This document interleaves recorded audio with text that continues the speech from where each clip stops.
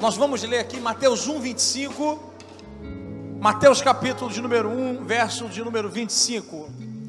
E não a conheceu até que deu à luz seu filho, o primogênito, e pôs-lhe o nome de, repita isso, e pôs-lhe o nome de, Jesus é filho de quem, irmão, que está escrito ali?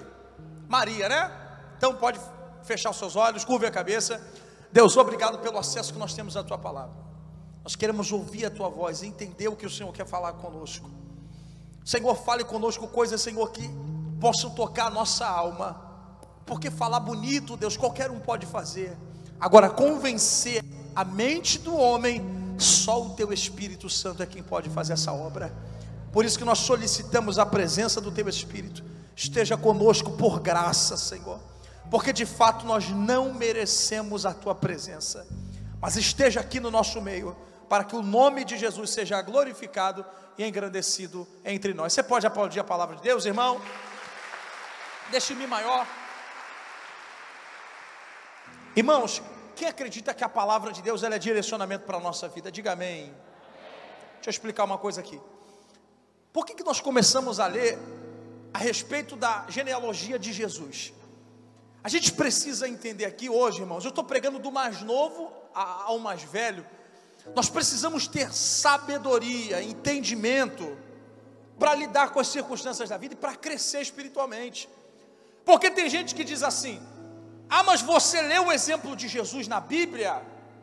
É uma coisa que é meio desproporcional, porque Jesus era Deus encarnado, então para ele era mais fácil passar pelo que passou. As pessoas têm o entendimento, o errado entendimento, de achar que pelo fato de Jesus ter sido 100% Deus no corpo de homem, Jesus não sofria, não passava pelo que nós passamos. A verdade é que Jesus sentiu as mesmas coisas que nós sentimos. Eu vou chegar a dizer que sentiu até coisa pior. Porque, Gustavo, se você soubesse como você ia morrer. Deixa eu fazer uma pergunta. Se eu pudesse fazer uma pergunta para você, varão, qual é o seu nome? Daniel? Hã? Mateus, o nome do livro que a gente está lendo. Se eu pudesse perguntar para você, você prefere saber quando vai morrer ou como vai morrer? Como vai morrer? Todo mundo fala a mesma coisa, a maioria pelo menos, como vai morrer? Então eu vou revelar agora, estou brincando, irmão. A gente precisa entender que Jesus passou coisas piores ainda, porque além do fato de saber, de sentir as dores que nós sentimos, ele sentia a dor pior, intensificada, porque ele sabia o que ia passar. A prova disso é que quando Jesus está no Getsemane, ele chega a suar, transpirar sangue. Eu estou dizendo para você de alguém, você já correu, já transpirou? É que você está cansado, né? Imagina alguém que tem um nível de... E a ciência afirma que é possível uma pessoa chegar a transpirar sangue. O nível de estresse da pessoa tem que estar tão intenso, tão absurdo, que ela vai começar a transpirar sangue. Jesus passou por isso.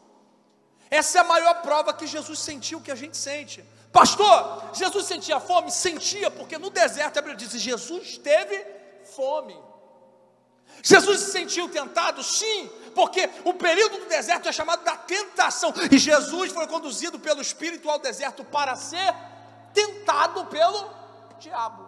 Ou seja, Jesus tem dificuldade, Jesus sente fome, Jesus tem fraqueza no corpo? Tem fraqueza no corpo. O que é fraqueza no corpo? É falta de força.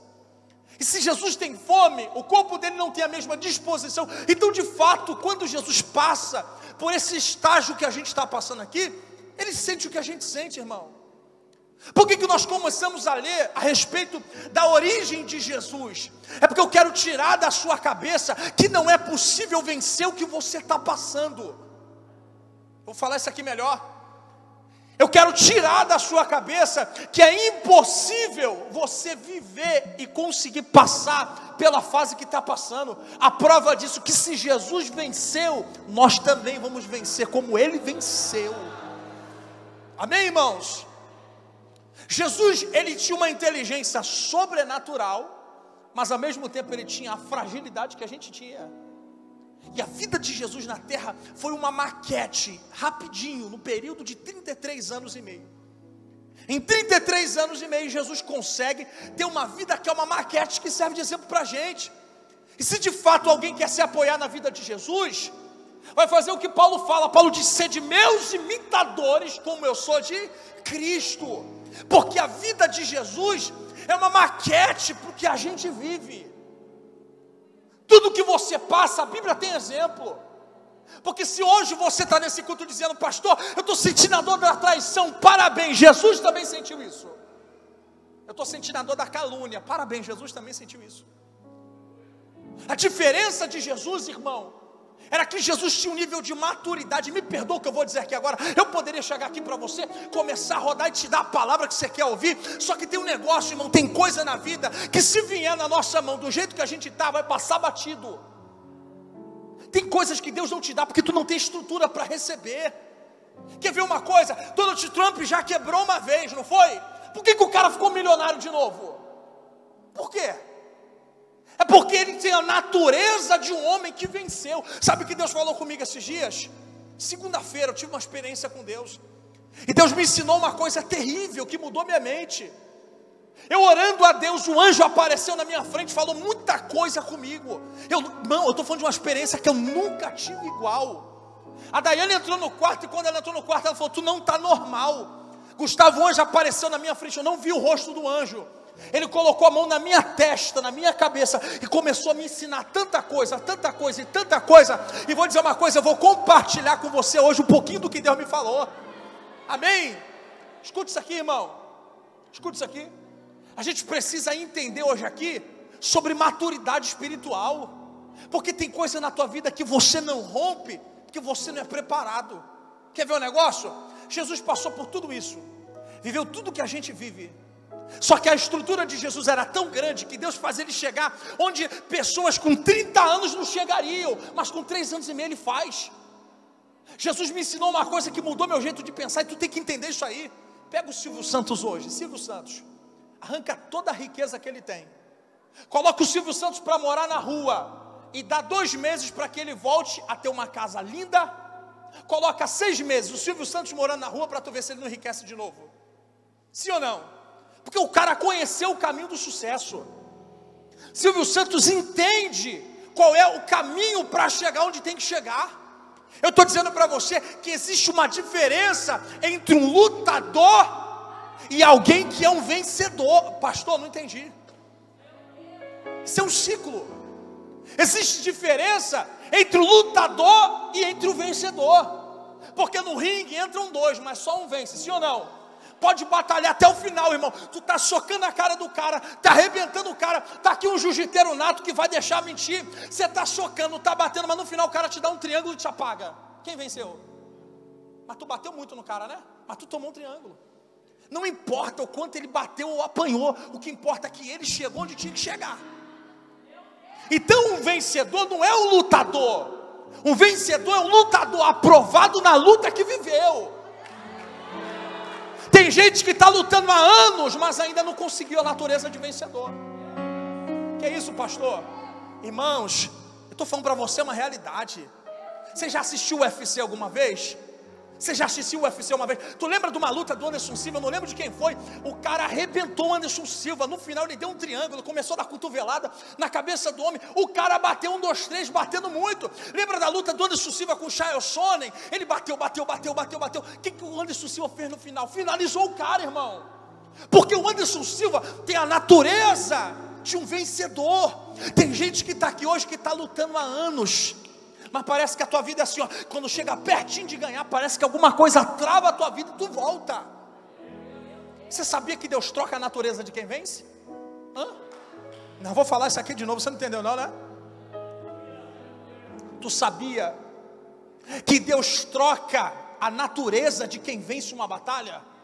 Pastor, me prova na Bíblia que age em vós o mesmo sentimento que houve em Cristo Jesus, que mesmo sendo Deus, não teve por usurpação ser como Deus, antes esvaziou-se de si mesmo, assumindo a forma de servo, sendo obediente até a morte de cruz, pelo qual Deus o exaltou, lhe deu um nome acima de todo nome, para que todo joelho no céu, na terra, debaixo da terra, diga, se dobre e confesse que Jesus Cristo é o Senhor.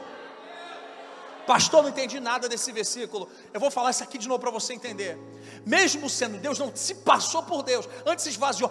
E Deus, sendo obediente, está falando de Jesus, que Jesus foi obediente até a morte.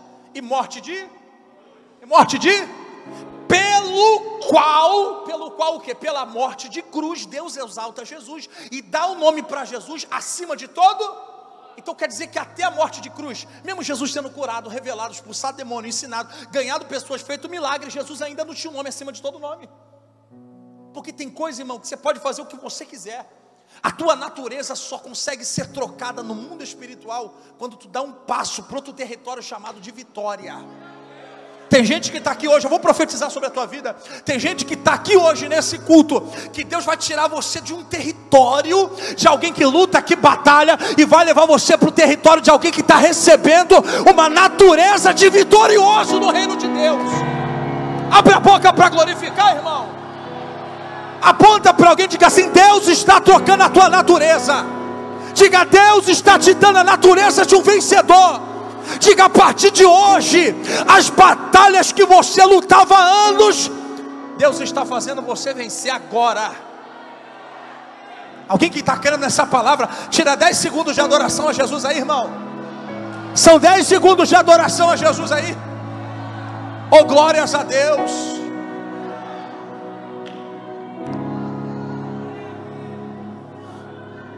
Eu estou pautado nessa palavra e vou liberar essa profecia sobre a tua vida de novo, porque eu estou sentindo Deus.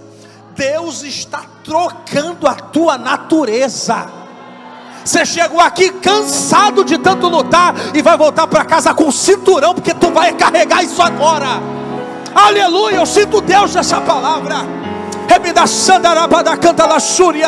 Eu estou dizendo para você que o mesmo negócio que tu batalhava, Deus vai fazer você romper. Entende isso? Sabe o que eu admirava na luta do Anderson Silva? O cara era tão calmo, que às vezes alguém tirava ele do octógono, da parede, da tela, e o lutador quer vir para o centro, que não quer ficar encurralado, ele voltava e fazia assim, ó, vem, né? Lembra que ele fazia isso? O cara tinha tanta confiança, porque ele sabia que ele era um vencedor antes de entrar na luta. Você sabia que um lutador tem um negócio chamado coach? O cara está do lado dele assim, dizendo: vai lá, tu vai vencer. Tu é melhor que ele, cara, tu bate, tu tem um braço mais forte, tua técnica é apurada, tu é assim, e ele já chega dizendo: eu vou vencer. Aqui dentro ele já sabe. Só que tem gente que precisa de um agente externo para dizer que ele vai entrar e vai vencer. O crente não, o agente não é externo, é interno. O Espírito Santo está aqui dentro dizendo: tu vai vencer, tu vai vencer, tu vai chegar, tu vai tocar, tu vai pegar, tu vai quebrar, tu vai vencer essa batalha, porque o Espírito de Deus está te dizendo. Está entendendo isso, irmão? Ele treinava na mesma, nós nos conhecemos depois, mas ele treinava na mesma academia de jiu-jitsu que eu. O nosso mestre Edil Rodrigues, ele tinha um costume de falar diferente de todo mundo. E quando todo mundo está de fora gritando, é o único que falava baixinho, né? Aí você ouvia a voz dele. Que quando todo mundo estava gritando de fora, ele fazia um jeito diferente de falar. Eu estou dizendo para você entender isso aqui hoje. Deus está trocando a sua natureza. Volta para a palavra. Pastor, porque eu preciso entender que Maria deu a luz a Jesus. É porque a gente tem que entender, irmão, que Jesus passou pelas mesmas dificuldades que a gente. Jesus sentiu as mesmas dores que a gente sente. Mas o que faz Jesus chegar onde ninguém chega? Porque Moisés foi libertador, Sansão foi libertador, João Batista foi profeta, Elias foi profeta, Josué foi guerreiro, Adão foi pecador, nós somos também. A serpente foi diabo. Todo mundo teve um papel, mas só Jesus conseguiu fazer o que fez, porque tinha uma estrutura diferente. Pastor, qual é a prova que Jesus tinha uma estrutura diferente? A estrutura mental de Jesus não é igual à nossa, porque Jesus sabe que vai ser traído, sabe quem vai trair ele, e ele está dizendo: organiza uma mesa para mim. Aí ele senta com um traidor na mesma mesa. O cara que ele ensina a pregar, ensina a cantar, o cara que ele ensina do zero, o cara que tira do meio do nada, pega Judas. E detalhe, Judas tem dificuldade com dinheiro, você sabia? Qual é a função que Jesus dá para Judas? Tesoureiro. Alguém diz assim: que doideira é essa que Deus faz? Deus pega Judas, que tem dificuldade com dinheiro, e coloca Judas para ser tesoureiro. Por quê? Porque quando você está de frente com a tua dificuldade, irmão, ou você confronta para vencer, ou você vai sucumbir diante dela. É por isso, irmão, olhe para mim, é por isso que quando tu aceita Jesus, o negócio não fica mais fácil. Parece que quanto mais tu caminha, mais o diabo coloca coisa no teu caminho. Não é o diabo não, é o próprio Deus testando se de fato tu está servindo a Ele de verdade. Olha para alguém e diga assim: não cai nessa não, porque Deus está tentando aprovar você nesse teste. Olha a cena, Jesus vai participar da última ceia, e quem vai sentar com Ele para cear? Os 12 discípulos, os 12. Quando os 12 estão na mesa, irmão, Jesus sabe, porque Ele diz assim, ó: um de vocês que estão na mesa aqui é o diabo, é o inimigo. Você chamaria o inimigo para cear com você? Porque se Jesus está chamando alguém para participar de mesa, de ceia, ceia é lugar de comunhão. Então na cabeça de Jesus, Jesus considera Judas amigo. Não é à toa que quando Judas traz Jesus, ele dá um beijo no rosto. Aí Jesus fala assim: está traindo o filho do homem com beijo? Amigo. O propósito de Judas é o beijo traiçoeiro. Mas o propósito de Jesus é de alguém que está dizendo assim: eu sei que tu está me traindo, mas eu continuo amando você, porque eu sou melhor que você. Escuta isso. Está na mesa, mesa é lugar de comunhão. Quando Judas está com eles na mesa, Jesus diz assim, ó: um de vocês é o inimigo, vai me trair. Olha a estrutura mental de Jesus. Está sentado na mesa, já sentiu a agonia da morte, Deus já revelou quem é que vai trair. Ele está sentado junto com os discípulos. Alguém diz assim: Jesus, sou eu. Você conhece Pedro na Bíblia? Pedro só fez besteira, irmão. Certamente Jesus levantou Jesus, fala assim: sou eu, por favor, Jesus. Só que Jesus, irmão, conhece a mente de cada discípulo. Está sentado com eles ali, e Jesus fala assim, ó: um de vocês vai me trair. A Bíblia diz, irmão, que João encosta a cabeça no peito de Jesus, olha para cima e pergunta assim: Senhor, por acaso sou eu? Aí Jesus vai olhar para João e vai dizer: João, aquele que eu der um pedacinho de pão molhado, esse é o traidor. Pastor, por que Jesus não conta para todo mundo que está na mesa? Já se perguntou isso? Porque quando Judas se levanta para trair Jesus, talvez a desculpa de Judas foi assim: gente, eu vou me levantar que eu tenho que comprar pão, porque mais tarde a gente tem que tomar café para ir pregar lá na Galileia, tá? Talvez alguém viu Judas se levantando dizendo assim: Jesus, dá licença rapidinho que eu vou ter que ir ao mercado só para comprar comida, porque senão vai acabar a nossa quentinha aqui, e mais tarde a gente tem que orar no monte. Jesus está com eles na mesa, e só quem vai saber é João. Por quê, pastor? Porque Jesus sabe que nem todo mundo que está na mesa está preparado para ouvir o que Jesus tem para falar. Não, eu vou falar isso aqui de forma mais clara. Jesus sabe, irmão, que nem todo mundo que está sentado com Ele tem estrutura para participar daquilo que Ele vai viver.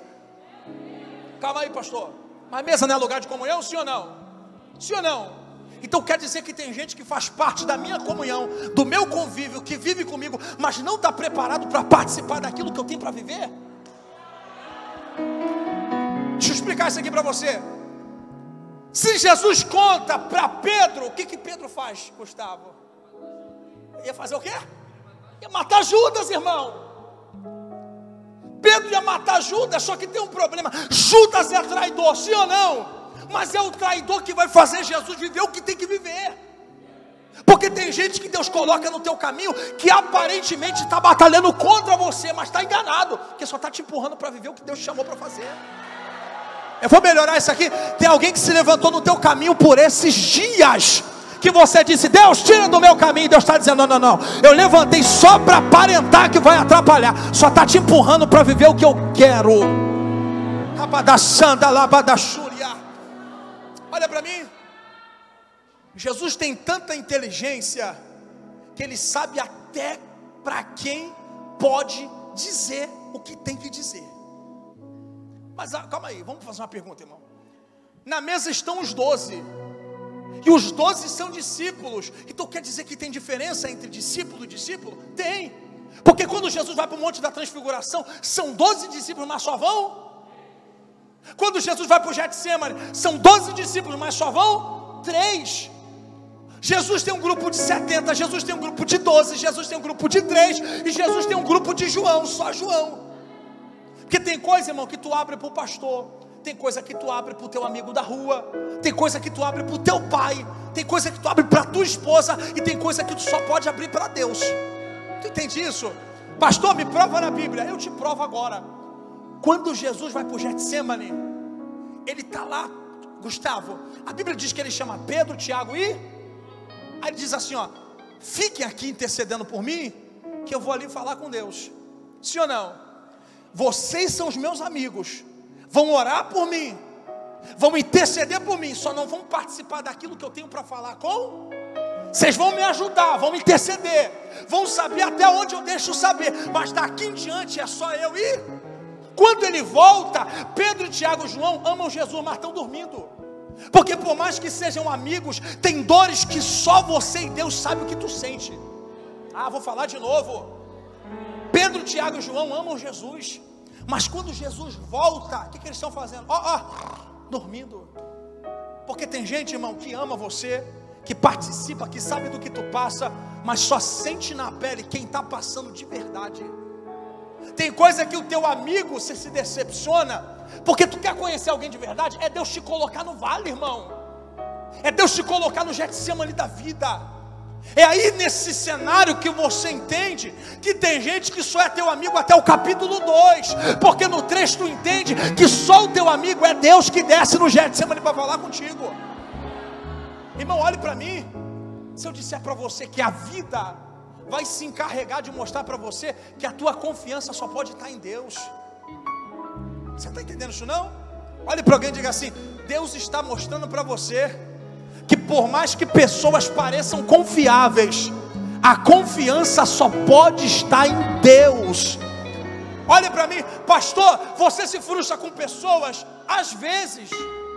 Por que eu não me frustro tanto? Porque o meu coração já não tem expectativa quase nenhuma no ser humano. A minha única expectativa é a seguinte: é saber que aquele que me chamou nunca vai me deixar. Está entendendo isso? Pastor, mas na mesa tem os 12 discípulos. Jesus é tão sábio, irmão, que Jesus sabia que se ele contasse para Pedro, Pedro amando Jesus ia puxar a espada igual fez em Malco, o soldado Malco, ia dar na cabeça de Judas, irmão. Então Jesus, para se poupar, ele não conta. E para se poupar apenas? Não. Porque Jesus sabe que se ele conta isso, ele faz Pedro matar Judas. Então quando você tem maturidade, você aprende a se poupar e a poupar as pessoas que você ama. Você não entendeu não? Olha o que a Bíblia diz: suportai-vos uns. Sabe o que é suportar? É isso aqui, ó. Segura, abre as mãos. Isso é suportar. Dar suporte. O que é dar suporte, pastor? Eu vou explicar para você. Se ela não consegue perdoar, eu perdoo por mim e por você. Se você não consegue pedir desculpa, eu peço por mim e por você. Suportar, irmão, é quando eu entendo a fragilidade do outro e faço por mim e pelo outro. Jesus não conta para Judas, porque Jesus está dizendo assim: Judas não tem estrutura para saber, então eu suporto por mim e por ele. Tem gente que está nesse culto que ainda não entendeu maturidade espiritual, irmão. Você estraga tudo que Deus coloca na tua mão, porque tu é linguarudo, tu fala para todo mundo. Quantos projetos já era para tu estar vivendo com Deus e você estraga? Tu é o culpado da maioria dos problemas que você faz na tua vida. Tem gente que está ouvindo essa palavra que está dizendo: pastor, tem a ver com a minha vida. E detalhe, irmão, quando eu digo de não contar para os outros, eu não estou falando de amigo não. Tem vezes quem está na tua mesa, que parece estar em comunhão contigo, não tem que saber do projeto que Deus colocou dentro do teu coração. Olhe para alguém e diga isso: não é porque é teu amigo que tem que saber dos teus projetos. Diga assim: tem a estrutura espiritual, tem a sabedoria, só conte depois que tiver pronto o que Deus tem para fazer. Está entendendo isso? Abra a mão. Deus está te dando tanta maturidade hoje, que tu vai sair desse culto dizendo: Deus, a partir de hoje eu vou viver o melhor tempo de realização da minha vida. Acredita nisso de verdade? Então dá glória a Deus aí. Esse hino, ama esse hino. Ficar de pé, tamanha sua glória sobre nós. Derrama teu Espírito. Derrama o teu Espírito sobre nós. Derrama o teu sobre nós. Não conseguiremos ficar de pé, tamanha sua. Olha para mim, irmãos. Livro de Lucas diz assim, ó: e Jesus crescia em graça e em conhecimento diante de Deus e diante dos... Você já parou para pensar, irmão? Se a obra que Jesus tinha que fazer era tão grande, por que Deus só manda ele fazer com 30 anos, começar? Por que não começa novo? Pastor, mas Jesus tinha a mentalidade de Deus, mas não tinha estrutura para viver o que tinha que viver. Tem gente que está aqui hoje, que se questiona porque não vive muita coisa. E na corrida da vida, irmão, você vê gente que chegou depois e está chegando antes, que apareceu depois de você, e tu está correndo assim, achando que está rápido, e tu vê a pessoa indo embora e diz: Deus, por que fulano está indo? Por que fulano já está lá? A pior coisa da vida não é você não chegar, não. As piores coisas é quando você acha que vai chegar e vê alguém que viu muito depois de você indo na sua frente. Tem gente que está me ouvindo essa palavra hoje, que já está vendo o relógio do tempo passando, porque, irmão, até certa idade a gente sonha, a gente projeta, e tem a sensação que vai acontecer aleatoriamente, né? Vou acordar de manhã com aquele negócio cumprido. Chega uma certa idade que você já vê que você tem que correr atrás, e chega uma certa idade que você vê que você vai começar a abandonar teus próprios projetos automaticamente, que a tua própria mente vai dizer que você não vai chegar, porque a vida é feita de etapas, irmão. O número 3 está em tudo na Bíblia: passado, presente e futuro, corpo, alma e espírito, Pai, Filho e Espírito Santo. O número 3 está em tudo, porque a vida é dividida em pelo menos 3 fases. A vida é dividida nisso.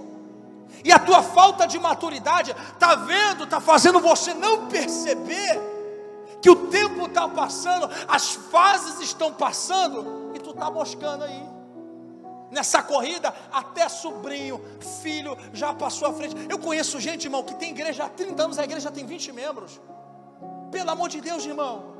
Ah não, mas a hora que Deus quiser, Deus vai encher. Tem gente que tem uma empresa, está a vida inteira do mesmo jeito e não tem resultado, irmão. Porque as fases estão passando e tu não percebe que você não está tendo maturidade de entender que tua vida não está andando. Porque uma coisa, irmão, é a tua vida estar parada hoje.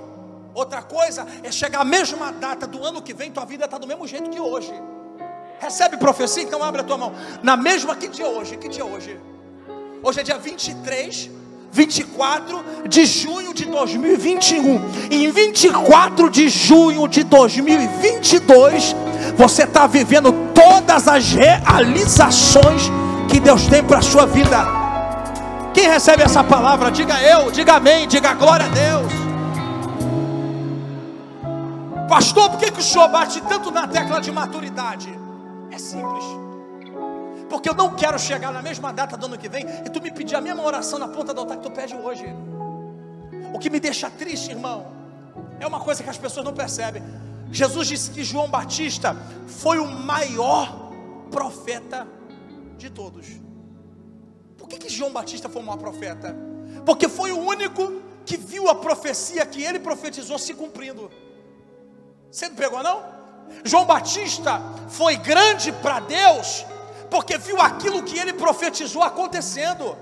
Porque grande no mundo espiritual não é quem chega no culto e fala assim: um dia eu vou ter isso, um dia eu vou ter aquilo. Grande no mundo espiritual é quem profetiza e vê as mãos tocando na profecia que liberou. Ah, eu vou profetizar de novo isso aqui. O mundo espiritual só reconhece como grande quem vê acontecendo aquilo que a tua boca profetizou. Pastor, então qual é o primeiro passo? Profetizar aquilo que eu vou viver em Deus. A primeira coisa que Deus faz aqui hoje, diga assim: hoje Deus muda a minha mente, para amanhã Deus mudar o meu futuro. Não, vou falar de novo, diga: Deus hoje está mudando a minha mente, para que amanhã Ele mude a minha vida, Ele mude a minha história. Pastor, me prova na Bíblia. Eu te provo agora. Ó, Pedro e João estão chegando no templo. Tem um camarada que está assim, ó. Ele já está tanto tempo pedindo esmola, e ele já está tão condicionado a saber que ele tem uma deficiência e vai viver de esmola, que ele já fica assim, ó. Nem pede nada, está com a mão assim. Parece até com as pessoas que vêm pedir oração sempre. É a mesma oração. A pessoa já olha para mim, eu já sei. Eu já falo assim: me dá essa foto que eu já vou orar pelo teu filho, Lucas. Eu já sei. O camarada está tanto tempo na porta do templo deficiente, que ele já fica na mesma posição, com a mão assim, do mesmo jeito. Quando Pedro e João chegam no templo, olham para ele, ele diz assim: ó, me dá uma moedinha aí. Sabe por que ele pede uma moedinha, missionária? Porque ele não reconhece que quem está diante dele é Pedro e João. Pastor, não entendi. Porque se ele soubesse que Pedro e João tem muito mais do que moeda, ele pedia muito mais do que moeda. Tem gente que chega no culto aqui e tem uma vida de esmola, porque não sabe que o Deus que tu serve é dono de todas as coisas que você precisa. Pastor, eu continuo sem entender. A mão do coxo está estendida, porque ele já está condicionado. Irmão, olhe para mim, cuidado, para a sua vida não virar uma rotina, para a sua vida não virar, me perdoa a palavra, uma rotina desgraçada. Tem gente que é assim, só ajoelha. Esse fundo eu vou chorar, se botar esse eu vou continuar chorando. Olhe para mim. Tem gente que está tão acostumado a ter a mesma oração, que Deus já sabe quando tu vai dobrar o joelho, você vai dizer: meu Deus, tem misericórdia, Senhor. Irmão, chegou a hora de tu, quando dobrar o joelho, falar: Deus, ainda esse ano eu vou viver todas as promessas para mim. Você não entendeu não? Eu vou provar na Bíblia para você. O camarada está com a mão há tanto tempo, que ele já virou um profissional da esmola. Sabia disso? Sabia que tem crente que é profissional da oração de esmola? É Deus me dá, Deus me dá, Deus me dá, Deus, e Deus não dá. Se der, tua vida não muda, porque ele vive recebendo esmola, mas continua coxo. Tem coisa que se Deus te dá, tu vai continuar parado no mesmo lugar.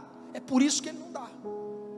A mão do cara está assim, ó, e a cabeça está assim: me dá esmola. Aí Pedro e João disse assim: ó, rapaz, o que tu está pedindo para você, eu não tenho, mas o que você não está pedindo, mas eu sei que vai mudar a tua vida, eu tenho para te dar. Vou falar de novo. A cabeça dele é tão condicionada a viver de esmola, Geise, que ele só pede aquilo que acha que precisa.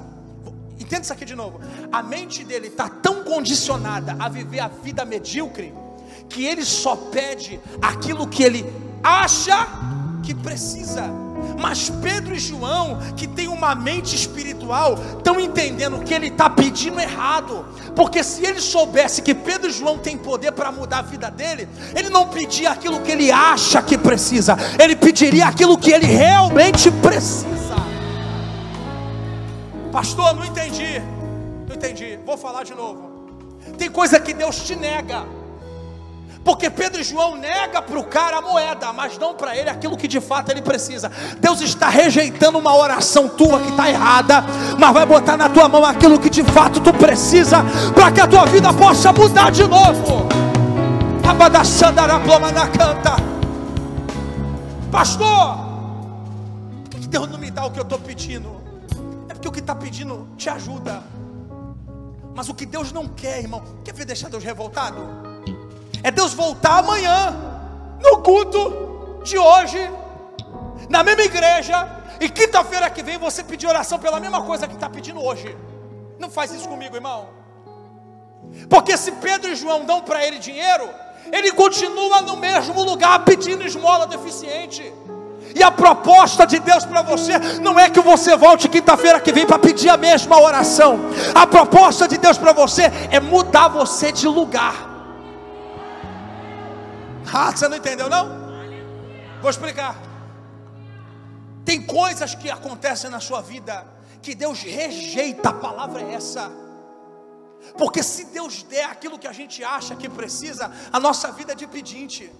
Continua prostrado na porta do templo pedindo ajuda. Continua prostrado no templo pedindo ajuda. Continua prostrado no templo pedindo ajuda. Só que o que Deus faz com o cara que está coxo é o seguinte: o que tu acha que precisa eu não vou te dar não, mas o que eu quero para você vai acontecer agora. Olha como é que acontece.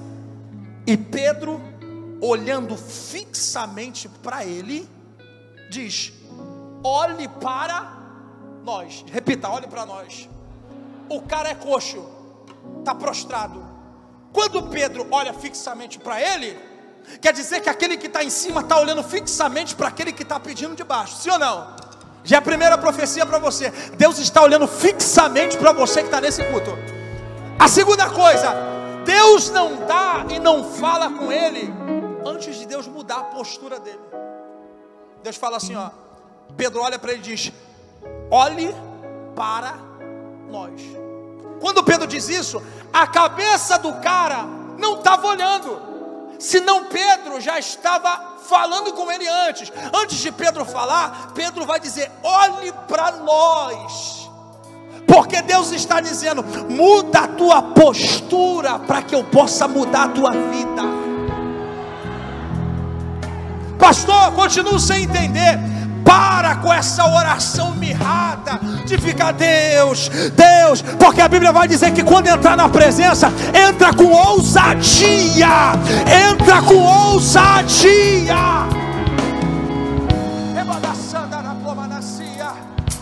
Sabe o que Deus gosta, irmão? Deus gosta de gente que desafia. Eu me lembro que eu ficava no Monte Horebe, lá em Mesquita, sozinho com 15 anos de idade, dizendo: Deus, eu te desafio, ou tu me mata ou tu me usa. Hoje eu não sei se eu diria isso, mas era a minha verdade com Deus. Uma vez a Daiane fez um propósito comigo no Monte das Oliveiras em Nova Iguaçu. Ela disse: meu marido está maluco. Eu fiquei dentro do mato dizendo: se tu está aí, aparece para mim hoje, porque eu não aceito mais viver assim.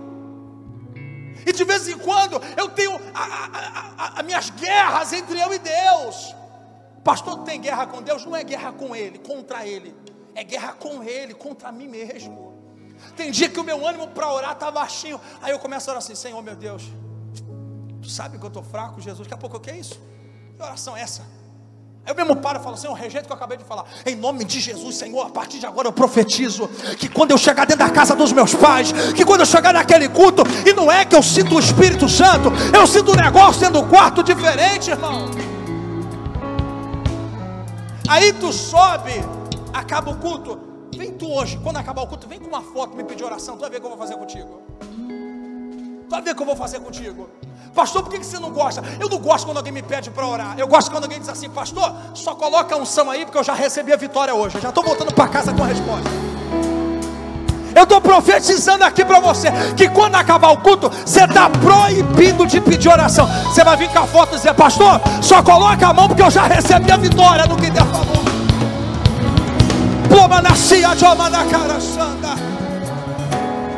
Sabe o que atrai a Deus, irmão? Sabe o que atrai a Deus? Postura. Postura. Porque a primeira coisa que alguém faz quando está deficiente é ficar travado, encurvado. É por isso que o diabo chama alguém que é do lado de lá de cavalo. É por isso que o diabo chama de cavalo. Porque o diabo gosta de montar em cima e tentar fazer a tua vida ficar deficiente. E Deus não te chama de cavalo, Deus te chama de príncipe e princesa. Por quê? Porque como Ele venceu, Ele chamou a gente para reinar também junto com Ele.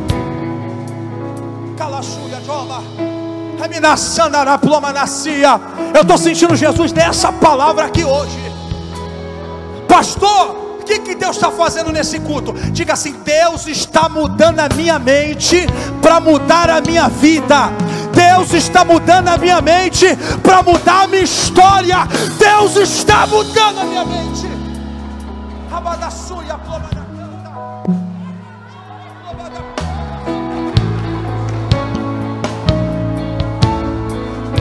Deus está mandando eu profetizar isso aqui.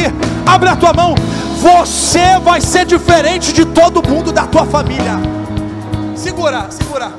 Quando eu era mais novo, uma pessoa chegou e falou para minha mãe assim, ó: se prepara porque o teu filho é ovelha negra. Eu falei: que resposta maravilhosa. É sinal que eu sou diferente de todo mundo.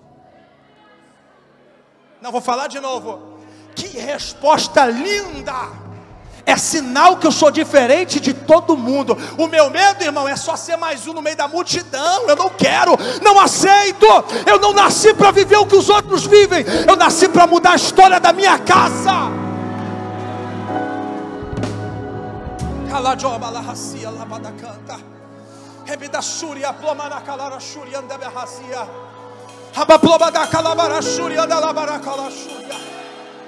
Pedro, irmão, olha para mim. Pedro, olha para mim. Quando Jesus aparece na frente do barco, os discípulos começam a tremer. De Jesus: o que é isso? É um fantasma? Aí Jesus aparece: vocês estão com medo? Sou eu. Aí Jesus fala assim: algum de vocês quer experimentar o que eu estou vivendo? Aí Pedro é malucão, doidão. Diz: eu, Jesus, eu quero ir. Aí Jesus fala: tu quer vir? Então vem, irmão. Então vem que eu estou contigo. Pedro tenta sair do barco e vai pisar no mar para andar sobre a água. Dá um passo, está cheio de medo, tremendo. Dá outro passo, e Jesus está: vem Pedro, eu confio, pode vir Pedro. E Pedro está: Jesus, mas eu posso ir? Daqui a pouco Pedro: Jesus, começa a afundar e afunda. Você imagina alguém dentro do barco dizendo assim: ainda bem que eu não fui, passar vergonha. E Jesus pensando assim: ele passou vergonha, mas pelo menos tentou sair do barco, os outros nem tentaram. Você entendeu isso não? Pedro afunda. Mas também tem a experiência de ser levantado pela mão do próprio Jesus. Eu prefiro ter história para contar das quedas que tive, mas das mãos que me levantaram, do que dizer que vivi a vida inteira dentro do barco, mas não fiz nada. Olha para mim. Alguém que já perdeu um parente com 80 anos, com 70 anos. Tem gente que a gente ama, mas se você se lembrar talvez dessa pessoa e dizer assim: fulano foi incrível porque fez, não, porque tinha 80 anos, não, porque tem gente que tem uma história linda, porque foi trabalhador, mas existe muito trabalhador. Tem gente que tem uma história linda, porque tem uma família linda, mas nada além disso. Tem gente que está na terra há 60 anos, e no livro dessa pessoa não tem nada. E tem gente que tem 18 anos, mas já tem lá, ganhou o Joãozinho para Jesus, ganhou a Mariazinha para Jesus, ganhou o Felipe para Jesus, salvou a vida do mendigo lá na praça de não sei o quê. A tua vida tem que ser uma vida de iniciativa, senão no livro da tua vida não vai ter absolutamente nada. Olhe para mim, irmão, a vida é sua, e nessa vida as páginas estão em branco. E quem escreve cada capítulo é você, sou eu. Só toma cuidado, porque nesse livro não se escreve de caneta não, de lápis não, é só a caneta. Então não dá para apagar o que a gente faz. A borracha não apaga não. Só o sangue de Jesus pode cobrir o nosso pecado. É o único. Pastor, o que está acontecendo? O que está acontecendo é que tu vem até no templo, mas a tua mentalidade é de alguém que está atrofiado. Porque a deficiência do coxo não é na perna, é na mente. Está entendendo isso? Pastor, o que Deus está falando comigo? Que talvez a tua deficiência não é a tua família, é você. Que tem gente que pede oração pelo marido, mas o problemático não é o teu marido, é você, irmã. Tem gente que pede oração pela esposa, mas a problemática não é a tua esposa, é você, varão. Tem gente que Deus diz: por que minha finança não abre? Não muda, porque o problema não é o tranca-rua que está atrapalhando nada, é você que não entende o que Deus está dizendo. Por que as coisas não mudam, pastor? Porque a tua mente é a mesma. Tua mente é a mesma. E sabe qual é o problema? Enquanto você está no muro decidindo o que vai fazer, o ponteiro está assim, ó.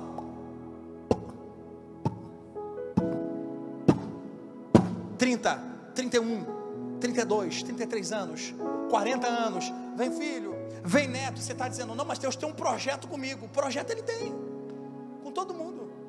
Deus tem uma grande obra para fazer na minha vida. Ele tem também de todo mundo, na tua, na minha, na dela, no Gustavo. Então, pastor, por que se Deus tem uma obra na vida de todo mundo, nem todo mundo vive a mesma obra? É simples. Porque quando Jesus precisa de alguém para pregar para os gentios, ele procura no meio dos discípulos e diz assim: rapaz, Pedro é cheio da unção, mas é todo cheio de problema com o gentio.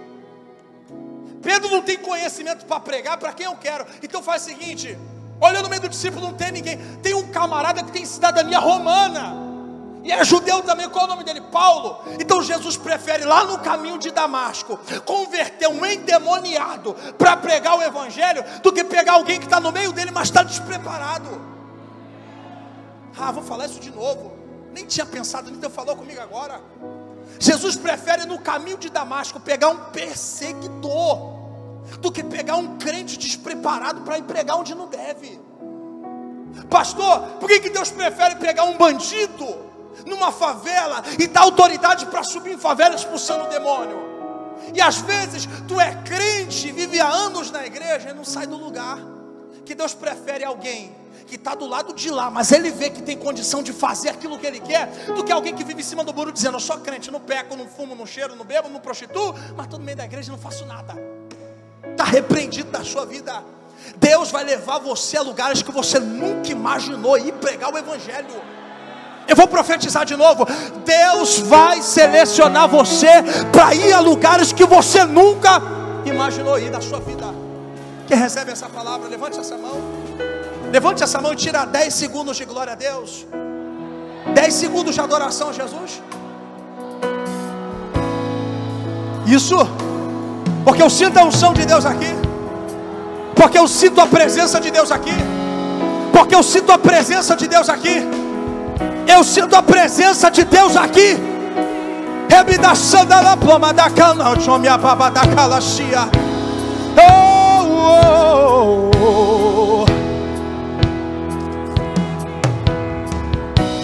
Adora Jesus, adora Jesus, adora Jesus, adora Jesus.